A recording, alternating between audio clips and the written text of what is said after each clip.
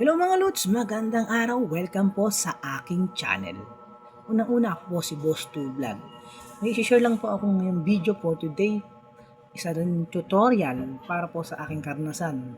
Na siguro ay naranasin nyo rin nang nanonood kayo sa Facebook na may pinindot kayong isang link at nag-register kayo at nagulat na rin kayo bukas nyo sa Gcash nyo, isang araw ay nabawasan ng laman to dahil sa panunod ko sa isang K-drama na Kid Dream Eye merchandise.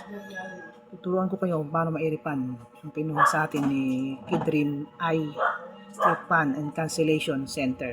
Kaya halina kayo mga Rods, samahan nyo ako. Sana'y matutunan nyo ang aking video na ipapalabas. 5, 4, 3, 2, 1. Halina kayo.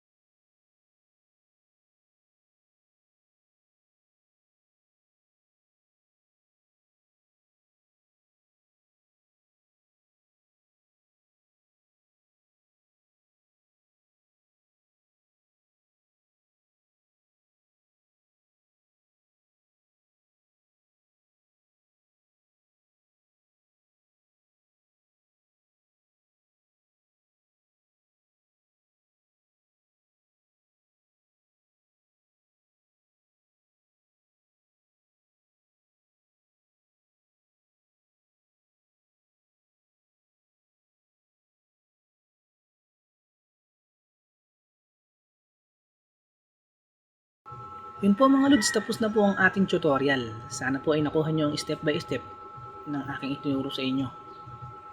Pasensya na kayo, hindi ko na share sa inyo yung video na binalik sa akin ni Kid Merchandise yung nakuha niya sa aking pera sa Gcash. And hanggang dito lang po mga Lods, at sana po pa-follow, pa-like, pa-share and pa-comment kung nagustuhan nyo ang aking video.